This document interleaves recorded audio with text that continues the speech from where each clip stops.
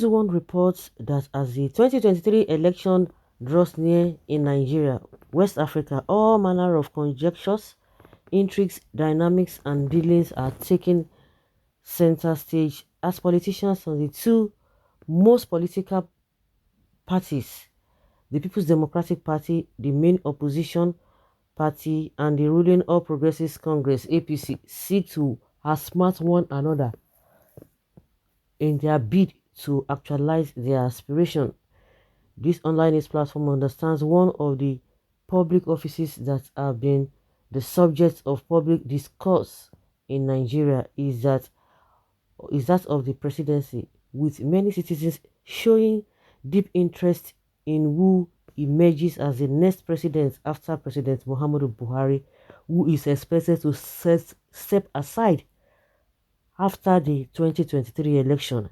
There are speculations in some quarters that the nation's Vice President Yemi Osinbajo, who happens to be Tinubu's protege, is also nursing a presidential ambition, though the body language of the professor of law is yet to let the cat out of the bag. In all this, what has kept Nigerians, especially those who are politically conscious, on tenterhooks is who the two-term democratically elected corruption-fighting Nigerian president will throw his weight behind, knowing that the president's support for any aspirant for the much-anticipated 2023 presidential election in the West African country is a recipe for imminent victory. News One reports that the question on the lips of many Nigerians now is who is Buhari choice for 2023 presidency.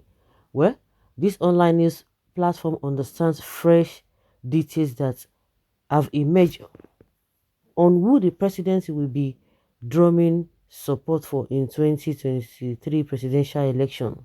According to Farouk Berugi, Buhari's top critic and professor of journalism at Kennesaw State University, the president has disclosed the identity of the person he would like to succeed him in 2023.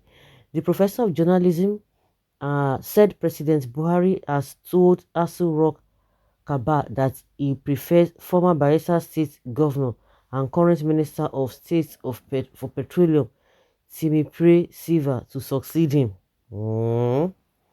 Barugi said President Buhari decided to go for Silva, the Minister of State for Petroleum in his government, because the chances of his first choice of successor, former President Goodluck Jonathan, contesting again has been hampered by legal constraints.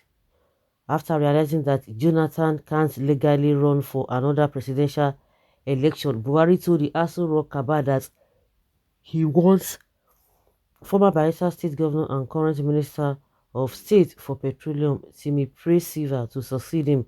That is still his preference, Berugi opined. Many more revelations. The professor of journalism alleged that Asu Rock Kaba was flummoxed and appalled by President Buhari's speak of first Jonathan and later Silva as his successor.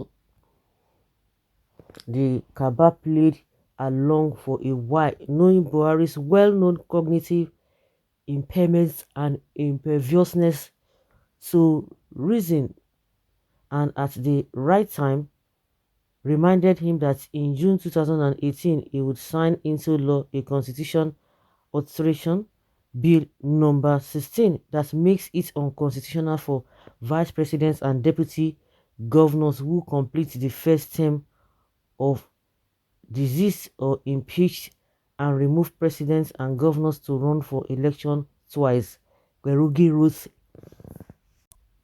in a blog post on Friday. That law basically makes it illegal for Jonathan to seek another term as president. In fact, it was inspired by his 2015 presidential run after completing Umar Musa Yar'Adua's first term and running and winning his second term in 2021. Berugi said President Buhari is unequivocal on not wanting anything to do with Tinubu and Osinbajo as his successor, his choice remains Silva. It is clear that he wants neither Tinubu nor Osinbajo as his successor. Whether that insistence will have any consequences for the electoral fortunes of Tinubu and Osinbajo in the APC primaries is anybody's guess, he said. Meanwhile, News One reports that President Buhari's choice of Silva as his preferred successor ahead of the 2023 election places a huge question mark on his own much touted integrity and uprightness due to credible allegations of multi-billion naira corruption hanging around Silva's neck. The Economic and Financial Crimes Commission (EFCC) in 2013 seized 48 houses Silva corruptly acquired, which it returned to him in 2016, months after he defected to the APC and later became a minister, still serving under the corruption fighting Buhari. Berogi, Berogi. Nothing, there's nothing we are not going to be hearing. There's nothing we are not going to be hearing from these people, but all I know is that God will disappoint all of them.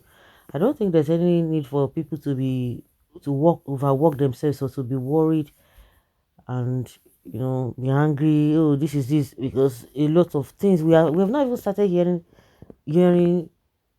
many things. We are going to hear a lot of things. We are just at the preamble of the whole thing. By the time we enter into the game proper, we will know who is who. But one thing is sure, Nigeria is not on the right track. Nigeria is not on the right track because we see that a lot of these people do not have the interest of the masses at heart. They are all just there for their own personal gain.